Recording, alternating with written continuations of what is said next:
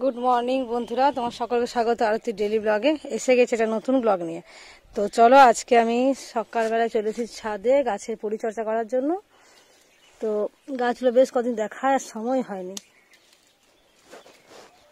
আর এত রোদ হয়ে যাচ্ছে না, কি আসবে ছাদে।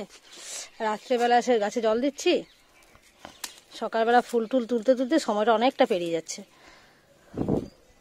তখন আর সেরকম কিছু করার এনার্জি থাকছে না। দেখতে পারেন কত রোদ উঠে গেছে, প্রচুর রোদ। এই একটা ফুল ফুটেছে খুব সুন্দরভাবে, এই একটা ফুটেছে, গাছগুলো ফুল দিচ্ছে অবশ্য এখনও একটু। এই যে গাছটা আমার উল্টে ফুলটে একাকার কাণ্ড হয়ে যাচ্ছে। আর এই গোলাপ গাছে অনেকগুলো ফুল ফুটেছে, গোলাপ গাছগুলো ছাঁটতে হবে এবার। এই গাছগুলো এবার ছেটে দিতে হবে, তাহলে নতুন নতুন আবার ডগা বেরোবে। নতুন ডগা বেড়াতে শুরু করেছে অবশ্য, আরও আগেই ছাঁটতে হতো। এখানটা ছেটে দিই একটা। গাছগুলো না, যে গোড়ায় একটা দুটো শাক গাছ মতো বেরিয়ে গেছে, এগুলোকে না ফেলে দিলে এই গাছগুলোর পুষ্টিটা ওই গাছটা খেয়ে নিচ্ছে। আর একটা কোন গাছ দেখলাম যেটা আমাকে করতেই হতো, এত রোদে আর কিছু মাথাতে আসছে না। ও এইখানে কোন গাছটা দেখলাম, একটা ডালে 7টা পাতা হয়ে গেছে। এইটা এটাকে এখান থেকে আউট করে দিই। 7টা পাতা হয়ে গেলে নাকি সেই গাছটার হতে চায় না।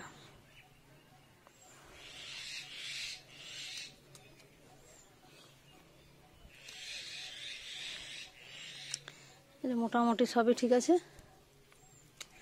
এই ভাদ্র মাস পড়লে তখন সব গাছগুলো একদম গোড়া থেকে গোড়াটা রেখে বাকি ছেটে দেবো। এই গাছটা কিন্তু প্রচুর গোলাপ হচ্ছে। আমাদের কুমড়ো গাছটা দেখিয়ে দিই, কত সুন্দর কুমড়ো গাছটা চারিদিক থেকে বেড়েছে দেখো। আর এখানে একটা ফুলও দিয়েছে, অনেকগুলো করে এসছে। বেশ কয়েকটা এখানে জবা ফুল ফুটেছে, একটা ছোট্ট স্ট্রবেরি হয়েছে দেখো। জবাগুলো নিয়ে যাচ্ছি, এগুলো কুড়ি দেখাচ্ছে, কিন্তু একটু পরে রোদ বাড়লেই ফুটে যাবে। আর আরও যখন রোদ বাড়বে তখন আমার এসে আর নেওয়ার সময় হবে না। স্নান করবো, পুজো করতে বসে যাবো, ভুলে যাব। এ বাবা, গাছগুলো পিঁপড়া লেগে, জবা গাছগুলো যে কেন হতে দিচ্ছে না কে জানে, পোকা লেগে পিঁপড়ে লেগে। তো যাই হোক, চলো, ফুল তো পেয়েছি, এবার আমি নিচে যাই, স্নান টান করবো। প্রচণ্ড রোদ হয়ে গেছে, 8:30 বাজে, রাতেই কত রোদ। এই লঙ্কা গাছটা আমার খুবই সুন্দর হয়েছে, কিন্তু গোড়াটা আরও মাটি দিতে হবে। এখন অনেক চারা ফেলেছি বলে গোড়ায় মাটি দিতে পারছি না। লঙ্কা চারা প্রচুর বেরিয়েছে, আর এটার মধ্যে লঙ্কা চারা অনেক বেরিয়েছে। পুজো কমপ্লিট, আর এবারে যাব। দিদি ফোন করেছিল, একটু ফোনের সঙ্গে কথা বলবো, আর শাশুড়ি মাকেও খেতে দেবো। তো চলো এবার যাই রান্নাঘর। আর সাদা জবাগুলো দেখো কি সুন্দর করে সাজিয়েছি। সাদা জবা সব আমার গাছের এগুলো ছাদে ফুটেছিল। তো যাই হোক, চলো। চলে এসেছি রান্নাঘরে।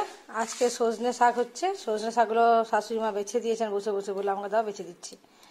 ঠিকই আছে, তাহলে আমার কাজ একটা হয়ে গেল। তো মাও একা একা বসে বসে বোর হয়, তো সজনে শাক পেলেই মা বাঁচতে খুব ভালোবাসে, যে দাও ছাড়িয়ে দেবো। তো আমি এবার এগুলো একটুখানি কি করব, কেটে নেবো, কাটলে আর ভালো হয় আর কি। তো যাই হোক, চলো সবজি টবজিগুলো কেটে নিই, তারপর রান্নাটা বসাবো এরপরে। এখানে রান্নাগুলো বসে গেছে, আর এদিকে মেয়ে বলেছে মা আমি রান্না করবো ভেন্ডি মশলা। তো বললাম যে ঠিক আছে কর, ওর হাতে রান্না তো ভালোই হয়। এই যে ভেন্ডিটা বেসন আর কী সব মশলা টশলা দিয়ে ভেজে রেখেছি, আমি দেখিনি অবশ্য। তো বেসন মাখিয়েছে, এটা আমি জানি, বেসন দিয়ে আর কী সব মাখিয়ে ওটা ভাজা আছে।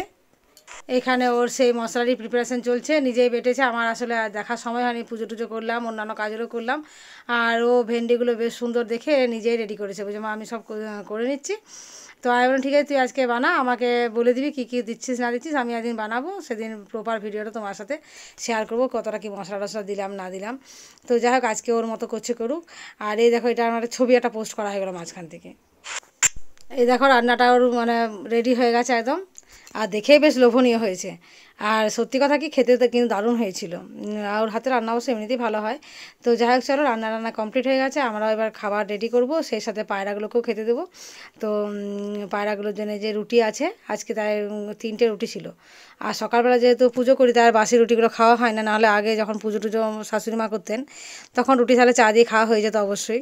তো এখন সেটা হয় না, আর যখন অনেক বেলা হয়ে যায় পুজো করতে, তখন আর এই বাসি রুটিটা খেতে ইচ্ছেও করে না।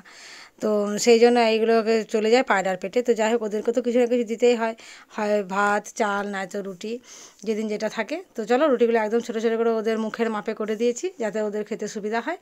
তো এটা দেওয়া মাত্র কিন্তু ওরা যে যেখানে আছে ঠিক বসে নেমে যাবে, ওরা একদম খাবার মানে সুখী পায়রা যাকে বলে আর কি। দেখতে পাচ্ছ কতগুলো বসে আছে, একদম রেডি হয়ে আছে কখন আমি ওদেরকে দেবো।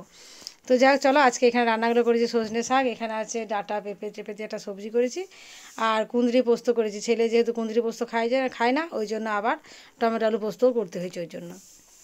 আর ভেন্ডি মশলা তো হয়েছে, মেয়ের হাতে স্পেশাল রান্না একটা। তো যাই হোক চলো, এটা কীরকম লাগছে দেখে বলবে তোমাদের। তো এখানে আবার ছেলে তো বুঝতে পারছো নিরামিষ যেহেতু ও ঠিক পোষাবে না, ওই জন্য ও এখানে পাঁপড় শাঁকা করছে। তো ওকে আমি শাঁকাটা এটা নিতে বারণ করলাম, এসে এটা করেই ও শিখবে। তো যাই হোক চলো, খাওয়া দাওয়া হয়ে গেছে। বিকেলবেলা সেই ছোলার ডাল বর্দি কবেই কিনেছিল, সেগুলো কচি কচি ছিল বেশ সুন্দর, সেগুলো শুকিয়ে একদম লাল শুকনো হয়ে গেছে দেখো। তো এগুলো ভাবছি যে একটুখানি ভেঙে আর এটা বের করে নেবো। এটা আমাদের যে হেল্পিং হ্যান্ড, সেই আমাকে বললো যে দিদি তুমি এটা করতে পারো, ডালগুলো ফেলে দিও না, তুমি ছোলাটাকে আস্তে আস্তে বের করে নিতে পারবে। তো আমি একটু ডান্ডায় করে একটু ঠুকে ঠুকে বেশ সুন্দর করে বের করতে ঝেড়ে দিতেই পাতা ডাল সব আলাদা হয়ে গেলো, ছোলা একদিকে আলাদা হয়ে গেল। তো আমি কুলোর মধ্যে করে রেখেছি। তো আমি তো যেহেতু পাঁচড়াতে পারি না, কুলোটা চালাতে পারি না, ওটা রেডি করে রাখলাম, পরে কাউকে দিয়ে করিয়ে নেবো ভাবছি। তো চলো এবার যাবো হাঁটতে। আর এগুলো রেডি করতে করতে আমার পাশের বাড়ি বোন ফোন করেছিল, তাহলে আমি ওইটা আধ বাছা করে দিয়ে রেখে দিলাম, আর পুরোটা কমপ্লিট করলাম না কাজটা। চলে এসেছি হাঁটতে, সূর্য প্রায় ডোবার মুখে, তাই একটু তাড়াতাড়ি করে হেঁটে চলে যাব, নার্সারিতে অবশ্যই যাব। তো চলো হেঁটে চলে এসেছি, আর এখানে দুটো জবা গাছ আজও নিয়ে এসেছি। এই কালারটা দেখছি, এটা দুধে আলতা গোলা, জবা গাছের কালারটা দুধে আলতা গোলা হবে একদম।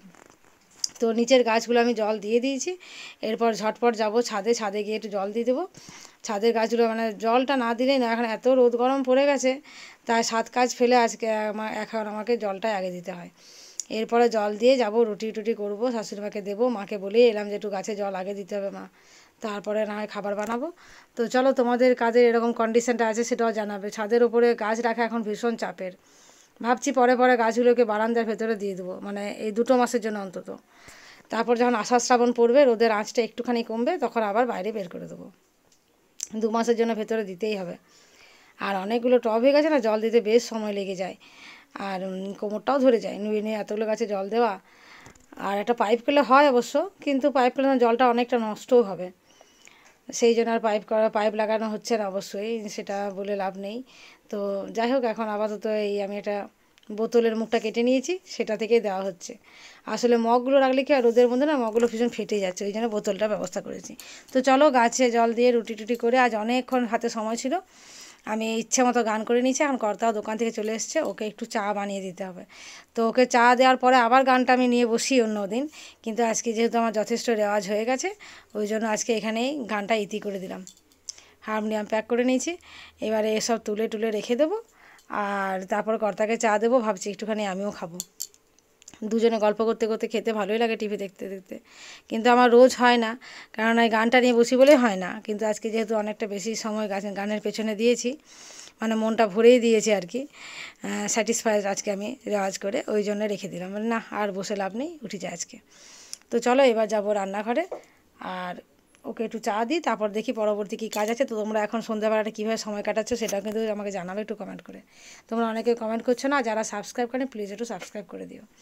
তো চলো এখানে রাত্রে রান্না আজকে আমার একটু এমনই মনের ভুল হয়েছে, সোয়াবিন আলুর তরকারি করার কথা ছিল, সেই জায়গায় আজকে শুধু আলু করে দিয়েছি, আর একটা বেগুন ছিল, আমি একটু দিই বেগুন আর সোয়াবিনটা তাহলে কর্তাকে তুলে দেবো, আমরা আলুটা খাবো। তো যাই হোক সোয়াবিনটা মিশে গেছে, আর ছেলে মেয়ের জন্য ডিম ভাজা হচ্ছে।